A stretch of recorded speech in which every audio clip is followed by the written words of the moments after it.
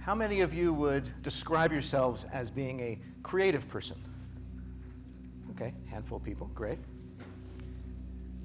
So what I'd like to start out with is, yeah, self-explanatory. To dispel this myth of the creative and the non-creative, the haves and have-nots of creativity.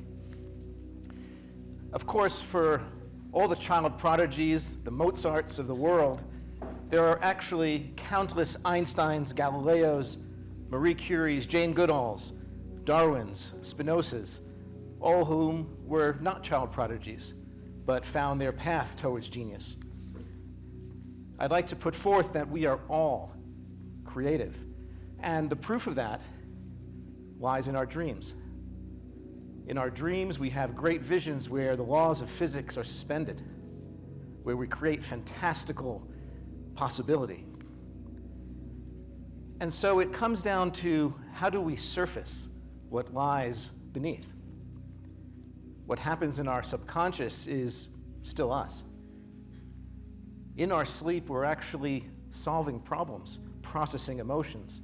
The brain is going to work, being creative. So how can we surface that in our conscious state? I like to go back to Plato. For Plato did not use the word creativity. He used the term discovery. He felt that all the ideas, all the possibilities were already there to be discovered. That creativity is about making the invisible visible. And just take that in for a moment, because so much of the block of creativity is, gosh, how do I come up with that original idea? That unique idea that no one's ever had before, that doesn't even exist. No, it does exist. It just must be surfaced. The creative person brings forth something from the unknown and makes it known. But in order to do that, we have to get out of our own way, to create the conditions for creativity, for what Mihaly Csikszentmihalyi, the great Hungarian psychologist who coined the term flow, to create that condition for creative flow. So what are the conditions for creative flow? I'd like to first start with limitations. It seems ironic, doesn't it? Don't we want to have unbridled freedom to be able to do and think and say and create anything? But it turns out that by limiting the scope, by creating parameters around the problem, we actually open up more freedom. And let's take some examples. The great TV and screenwriter Aaron Sorkin said, "The first thing I do is figure out what I don't want to write." That's the first thing he does. The great composer, Russian composer Igor Stravinsky said, "My freedom will be so much the greater and more meaningful the more narrowly I limit my field of action and the more I surround myself with obstacles. Whatever diminishes constraint diminishes strength. The more constraints one imposes, the more one frees oneself of the chains that shackle the spirit." You can really relate that to music, right? You have 88 keys in which you can create an infinite number of compositions. So we limit the scope. I'll work in this key, I'll modulate to that key, and within that I can find unlimited freedom of expression. And perhaps a great example from a film I'm sure you've all seen, Apollo 13, the character played by Ed Harris is posed with a serious problem, how to get the astronauts back to Earth safely. The limitations there: lack of energy, oxygen, time, distance. And so he poses to his team and he says, what? Failure is not an option. And within those stark limitations, they find a creative solution.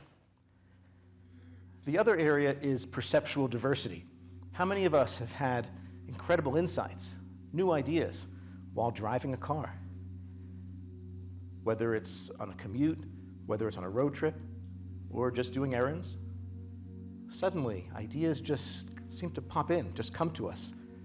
And it's that perceptual diversity of the landscape, that allows the brain to connect dots in new ways. A hike in nature, a walk in nature provides tremendous diversity of perception. And then there's creating space. You see here the bamboo flute, the Japanese bamboo flute. Well, the bamboo flute only sounds when hollowed. So a space must be created in order for the sound to be generated. So how do we become a hollow bamboo to get out of our own way? And when we think about brainstorming, turns out the research shows that it's counterintuitive. It's not about getting everyone into a room and huddling and figuring it out. It turns out, and Harvard has written extensively about this, that the first step in successful, impactful brainstorming is actually to have everyone on the team go off on their own to ideate, and then come back together and share ideas.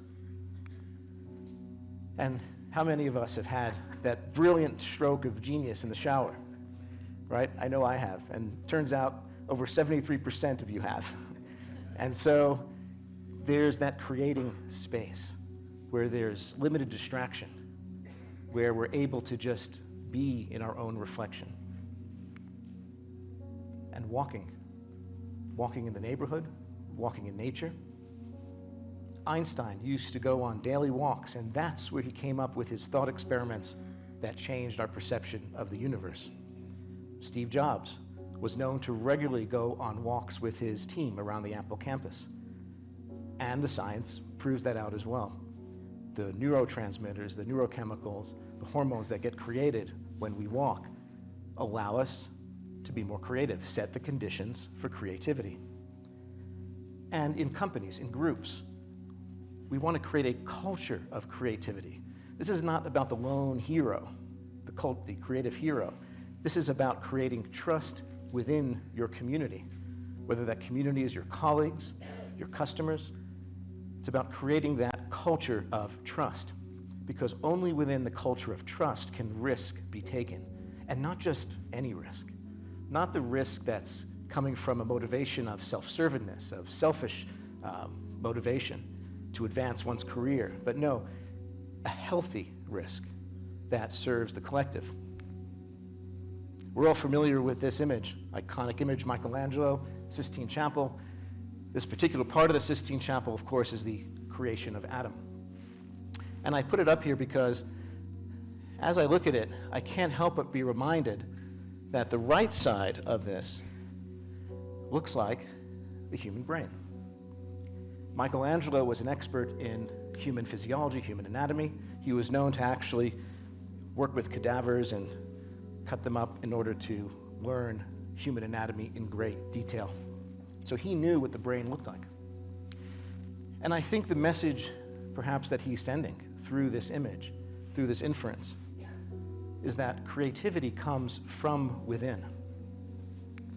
And it's not just individual, but it reaches out. It's part of a collective consciousness that the brain, that each of us, are both receiver and transmitter, part of a field of creativity that is always in motion, a zeitgeist, if you will. And so in this way, we are part of and we are feeling the winds of change. And creativity happens in motion while doing.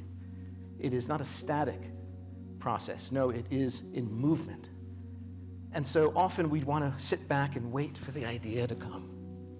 Wait for that epiphany, that stroke of genius. But that's not how creativity works. Creativity works in the doing of it. For those who have experienced writer's block or any kind of form of writer's block in your business, you know that the best antidote to writer's block is writing.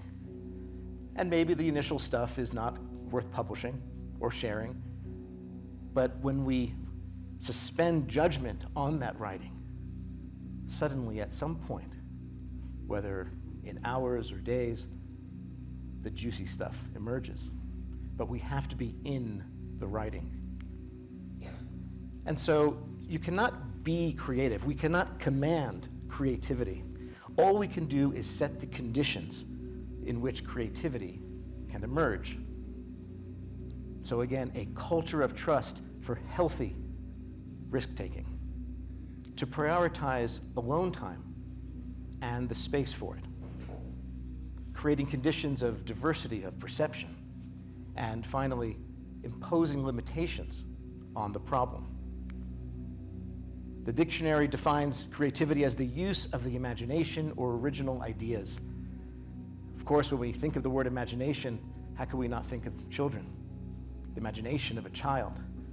The child lives in imagination. And there's a reason for that. As the brain develops from birth, the brain of a child is very different than the brain of you or I, in the sense that the brain waves, the actual electric brain waves that get generated, are different. Here in this room, most of us will be in a beta wave state, but the frequency of the brain waves of a child are constantly in slower brain wave states, alpha, theta, the same brain waves that we generate while we're in dream sleep, when we are in imagination. But the child is always in that state.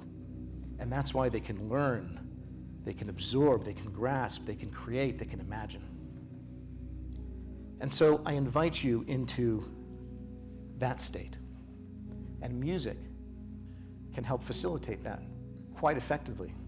Actually, during the whole talk, there's been some music playing using an audio technology called binaural beats, which actually coaxes the brain into that alpha state, that calm, relaxed, meditative state, that open state, the state of a child, of imagination.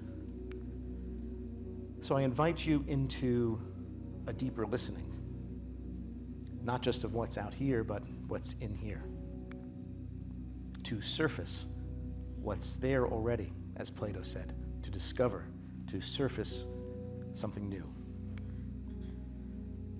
And I'd like to put forth that this is not about being a creative person, becoming a sculptor, becoming a painter, becoming a musician. If that's your dream, wonderful, pursue it. But that's not for all of us. No, what I'd like to put forth is all of us have the opportunity to make our life a painting, to make the living of our lives a sculpture, a beautiful symphony. So with that, how many of you would consider yourselves creative now? Yeah, that's right. So with that, I'm going to shift to the piano. And I invite you to make this experience your own. You can close your eyes if you want. You can fall asleep and enter the realm of dreams if you like. All is permitted, all is allowed. And with that, I'll see you in the music.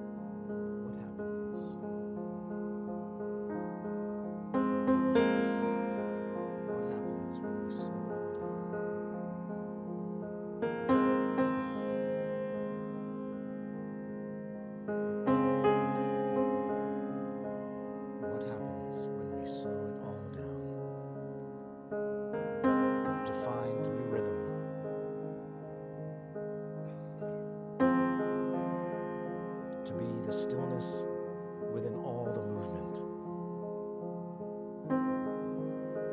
What happens when we slow it all down?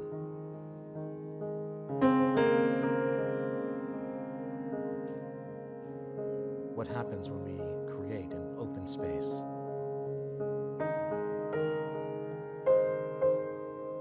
A space for reflection,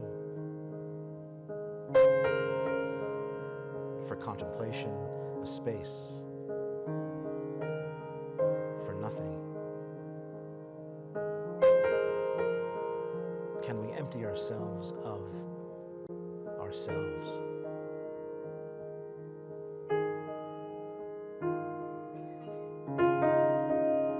All the things that get in the way of our greatest possibility.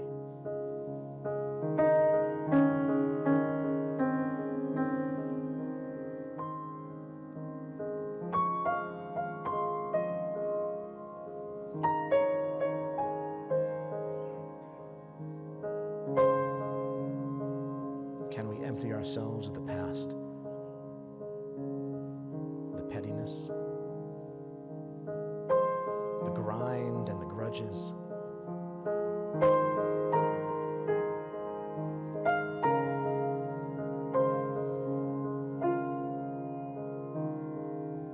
Can we be present and pay attention? Can we create rather than compare?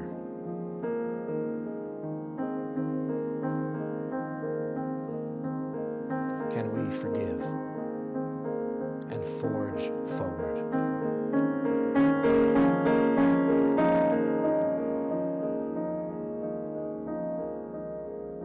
Can we be the hollow bamboo?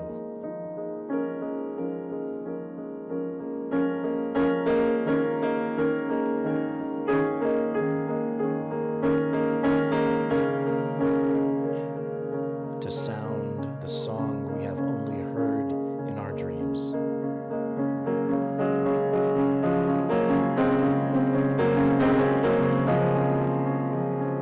What arises within you?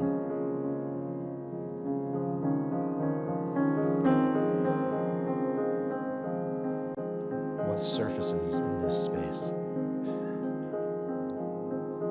In this clearing, can you hear the faint whispers of your intuition?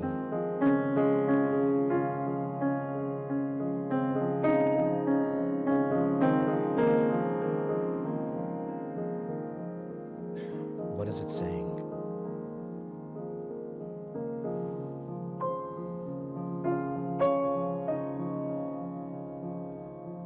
What lies within you that yearns to live?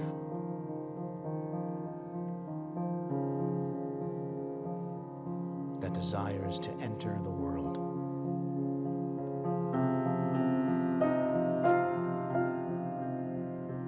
What will you create? Who will you create? Who will you be?